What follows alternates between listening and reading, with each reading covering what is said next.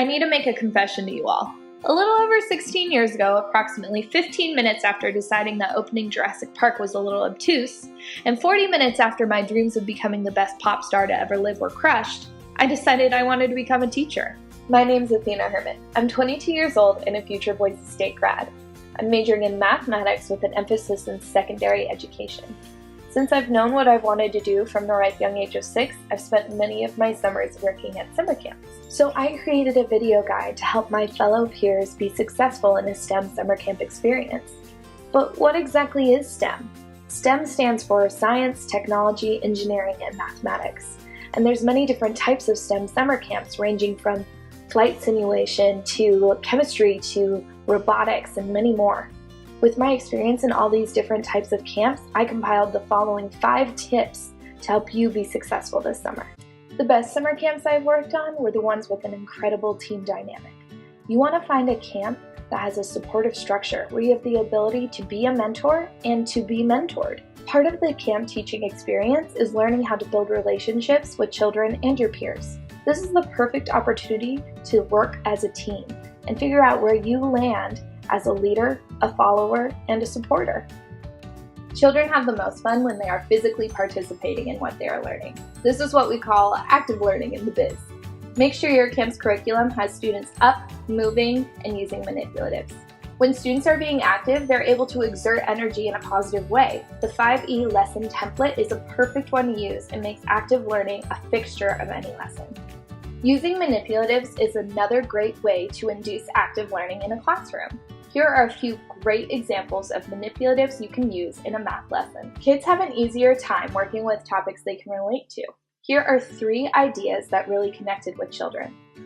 Children love creating things and using their imaginations. Having them create their own world allows them to make whatever they want, but it also allows you to put constraints on what they're doing.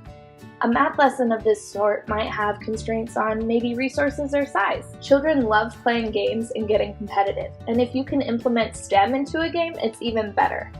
You could use a simple guess how many things are in a jar game to practice estimation skills and build a math lesson. Students love working with technology. They get a kick out of using a new tool or website. What's key here is making sure that they're on task. Here are 3 ideas that students struggled connecting to. While technology can be an asset to a lesson, it can also hinder it. I was once working at a summer camp where students were expected to sit down for 4 hours and work on Khan Academy lessons. They got bored, sidetracked, and then ended up not really learning much of anything. If a child can't imagine something, it's hard for them to wrap their head around it. Making sure that they can visualize what you're talking about will allow them to connect to the lesson better. Things like philosophy are hard for kids to understand because they're not a physical thing. If you can stick to tangible topics, it'll allow students to focus on the task at hand and not just what something is.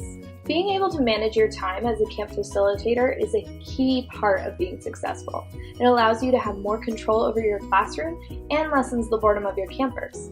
My best lessons were when I had materials prepared and examples for students to look at and use cooperative learning, which you can learn about right here. One of the things you can truly only get better at with practice is managing student behavior. But here are a few tips to make you feel more confident from the start. Use appropriate attention getters for the age of your campers. Here are some I have used. Elementary school kids really like the call and response vocalizations, where high school students are much more prepared to simply respond when you ask for their attention. Know when to intervene and when to let things play out. Not all tattles require your immediate attention. I had a coworker this summer who told me she set up an old phone in her classroom and told students that if they talked into it, it would record their tattles and she would hear it later. This would save a lot of wasted time and is an absolutely brilliant idea. If things do get physical, separation can do wonders, whether that's putting them on opposite ends of the room for a while or putting them in different groups. More often than not, if a child is struggling, they just need to be offered the option to sit alone and compose themselves. There are so many awesome things you can learn teaching at a summer camp, and I'm hopeful that these tips help you have the best experience possible. Just remember to find a stellar team, focus on active learning, pick interesting and relevant topics, manage your time, and manage student behavior. Thank you. Good luck.